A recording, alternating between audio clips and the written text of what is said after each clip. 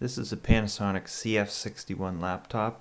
It was manufactured in October 1996. It has a Pentium 150, 32 megs of RAM.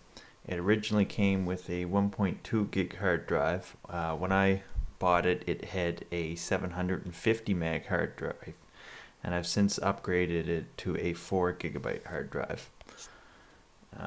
On the front there's a LCD display that shows battery status, hard drive access indication, etc. I'll go ahead and turn it on now.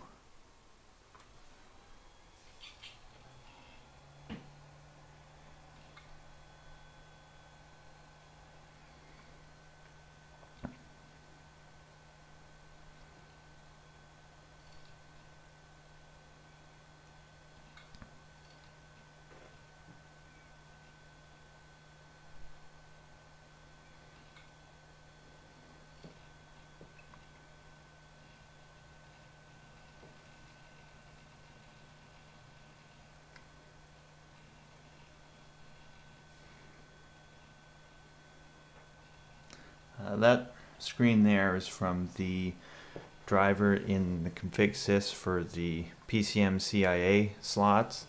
Even though it says Cardbus, it does not support 32-bit cards. So I have this 16-bit network card that I use on it. And the difference, if you're looking at it, between here's a 32-bit card, the keying on one of the sides here is slightly different, but even with that, the computer will still, this one will still accept the 32-bit cards, it just can't actually read them.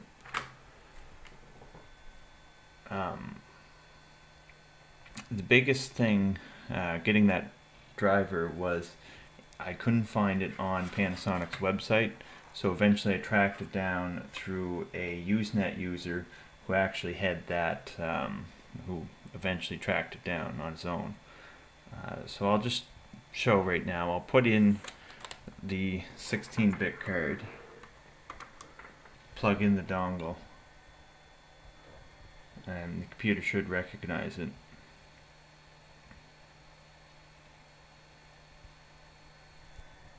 The LED's on there. The reason I purchased this computer was I wanted to upgrade my laptop, which at the time was a 8088 based Toshiba T1200, to something that could run a relatively modern operating system. So I bought this computer in about 2005, so it was quite old at the time, but it could run Windows 98, which is relatively modern. If I go to the PCMCIA status here, you can see it shows the network card I have in there now, and it lists the other slot is empty. I'm going to stop that card, take it out,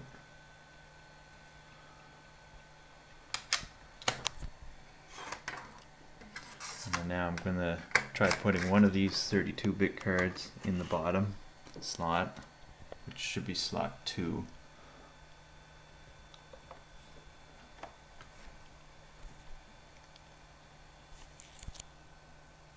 And you'll see it recognizes the slot isn't empty, but it doesn't actually recognize the card, even though in this case it's a Belkin wireless adapter, and I do have the Belkin utility and drivers already installed. And then I'll just stick in this other 32-bit card into slot 1, and it will disappear there. And I'll show you even if I go into Device Manager. There's no devices with exclamation points. It's not that it's not loading the driver, it just doesn't even recognize the cards. Put the 16-bit one back in, and it should have recognized it. So with that in, I'm going to load up Internet Explorer 6, which no one should ever normally use, but it is, in my experience, one of the faster browsers on a computer that's this low spec'd.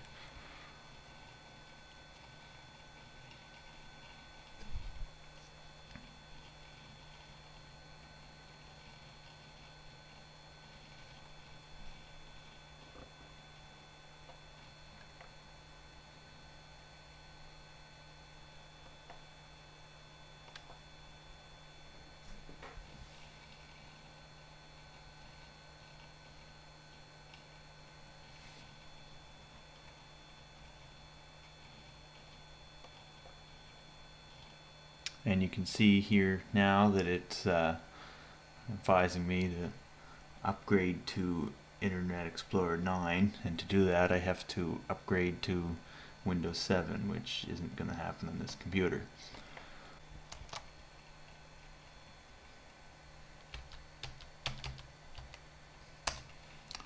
Let's quickly show you the config sys here. This file here at the bottom is the PCMCIA driver that I need to load, and you can see I have disabled there the devices that I need for the CD drive. And that's probably one of the things in this computer that amuses people the most, is the CD drive. Because it's not a slot or normal side tray one. Instead, you slide that slider there, and it comes from under the keyboard.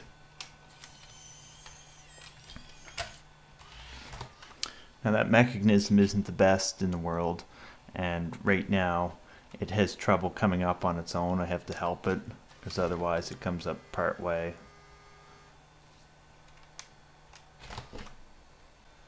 To get into the BIOS on this machine, there's no keyboard shortcut at boot. Instead, there's a DOS-based setup utility that you have to run, and will only work properly in DOS mode, not within a DOS window.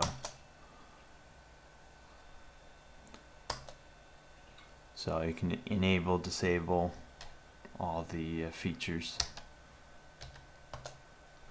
Power management, advanced setup.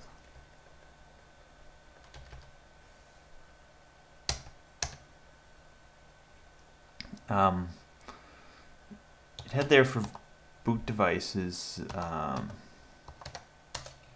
This machine will not boot off of a CD, so you need to have a boot floppy in order to start it up.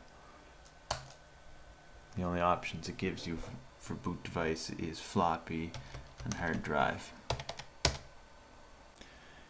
Now physically the computer's, when I got it, it had these two kind of imperfections. There's a crack on the case there, and there's a dent and a crack there where it looks like someone was probably trying to pry the CD drive out. Otherwise, the machine's in fairly good shape. The battery, the original battery, even still works, even though it's going on 15 years old. It isn't the most portable laptop. It's almost 2.5 inches thick, and it weighs about 9 pounds. But it's a fairly rugged laptop. I'll just show you the outside. The front, there's battery, power lights, and ejector for the battery, power switch, drop down legs. The back's all your main connectors. I had screws for the fan, fell out, I don't know where they went. That screw there is actually part of the manual eject system for the CD drive. There's an IR port there, and visual ports, floppy drive, hard drives in there, and the two PC card slots.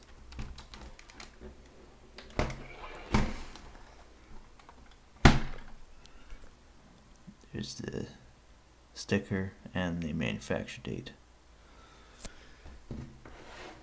Like I said, I had problems tracking down the PCMCIA driver for this. At the time, I was able to get all the rest of the drivers and documents off of Panasonic's website. Since then, I don't see any information on this computer there. So if you're trying to get this, or perhaps even a 62 or 63 going, I'll see if what I have can help you along.